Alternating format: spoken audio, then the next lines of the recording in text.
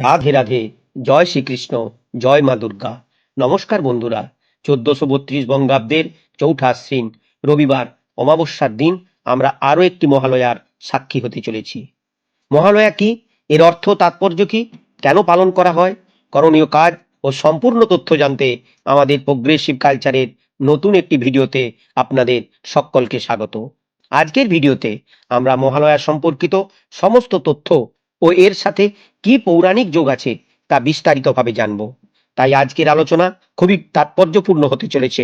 মনোযোগ সহকারে শেষ পর্যন্ত শ্রবণ করুন। আজ আমরা প্রথমেই জানব মহালয়া কি। এর আসল ইতিহাস মহাভারতে বর্ণিত আছে।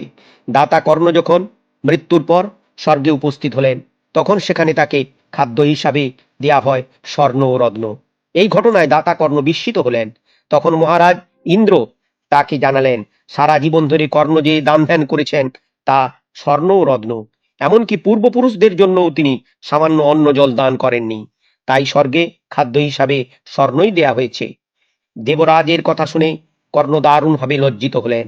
তবে বিমর্ষ কর্ণ বলেন, তার পিতৃপুরুষ কারা সেটা তো তিনি মৃত্যুর একদিন আগেই জানতে পেরেছেন, তার দোষ কোথায়? যমরাজ তখন বোঝেন, সত্যই এতে তো কর্ণের কোনো দোষ নেই। এই কারণেই অনুতপ্ত কর্ণকে দেখে দেবরাজ ইন্দ্র তখন কর্ণকে পক্ষকালের জন্য ফের মর্তে ফিরে পিতৃলোকের উদ্দেশ্যে জল ও অন্ন প্রদান করার অর্থাৎ তর্পণ করার অনুমতি দেন। মর্তে যে 15 দিন বা পক্ষকাল কর্ণ পিতৃপুরুষদের উদ্দেশ্যে তর্পণ করলেন বা পিতৃপুরুষদের অন্ন জল দান করলেন, সেই পক্ষই পিতৃপক্ষ নামে পরিচিত। বলা ভালো, এই 15 দিনই হলো আশ্বিন মাসের কৃষ্ণপক্ষ। আর আমরা জানি কৃষ্ণপক্ষের শেষের দিনকে অমাবস্যা বলে। এই অমাবস্যা ধর্মপ্রাণ সনাতনী হিন্দুদের কাছে খুবই তাৎপর্যপূর্ণ, কারণ শাস্ত্রবিদগণের মতে এই অমাবস্যাতেই পূর্বপুরুষ বা পিতৃপুরুষের আত্মা স্বর্গলোক বা বিষ্ণুলোক থেকে মর্তলোকে নেমে আসেন। তখন তার বংশধরেরা সেই পিতৃপুরুষদের উদ্দেশ্যে তর্পণ করেন বা অন্নজল দান করেন। এই তর্পণ বা দানকেই বলা হয় পিণ্ডদান।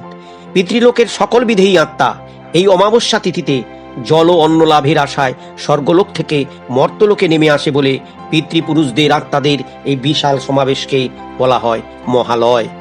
মহান যে আলয়, বিদেহী আত্মার বিশাল সমাবেশে এই মহান আলয়ে পিতৃতর্পণের মতো মহতি অনুষ্ঠান আয়োজিত হয় বলে এই অনুষ্ঠানকে বলা হয় মহালয়া। হিন্দু ধর্মপ্রাণ মানুষের কাছে মহালয়া পিতৃপুরুষদের বিধেয়ী আত্মার প্রতি শ্রদ্ধা জ্ঞাপনের অনুষ্ঠান। মহাভারতের কর্ণকে অনুসরণ করেই হিন্দুদের মধ্যে তর্পণের এই প্রথা বা অনুষ্ঠান চালু হয়। তাই হিন্দুদের কাছে মহালয়া একটি পুণ্যতিথি। তবে পৌরাণিক ক্রিয়াকর্মের তিথি হিসাবে দিনটি নির্দিষ্ট হওয়ায় একে শুভ না বলাই ভালো।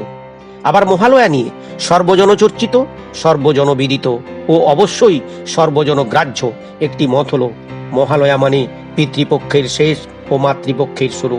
অর্থাৎ মহালয়া হলো পিতৃপক্ষ ও মাতৃপক্ষের সন্ধিক্ষণ। আমরা পিতৃপক্ষ সম্পর্কে জেনেছি, এখন আমরা জানব মাতৃপক্ষ কি। মাতৃপক্ষ হলো আশ্বিন মাসের শুক্লপক্ষ, যে পক্ষে রামচন্দ্র স্বয়ং সীতা উদ্ধার ও রাবণ বধের জন্য দেবী দুর্গার আরাধনা বা পূজা করেছিলেন। তাহলে আমরা জানতে পারলাম মহালয়া মানে পিতৃপক্ষের অন্তিম লগ্ন, পিতৃপক্ষের শেষ অমাবস্যা, আর মহালয়া মাতৃপক্ষের আরম্ভ, দেবী পক্ষের সূচনা। আর মহালয়া হলো অসুর নাশিনী দেবী দুর্গার আগমন বার্তা, যা বাঙালির শ্রেষ্ঠ উৎসবের সূচনা বহন করে। আশা করি এই ভিডিওতে মহালয়ার সমস্ত তথ্য জানতে পেরেছেন। ভিডিওটি ভালো লাগলে লাইক শেয়ার করুন। এই রকম তথ্যমূলক ভিডিও পেতে প্রোগ্রেসিভ কালচার চ্যানেলটিকে সাবস্ক্রাইব করুন। মায়ের কৃপায় সকলে ভালো থাকুন, সুস্থ থাকুন, দীর্ঘ জীবন লাভ করুন।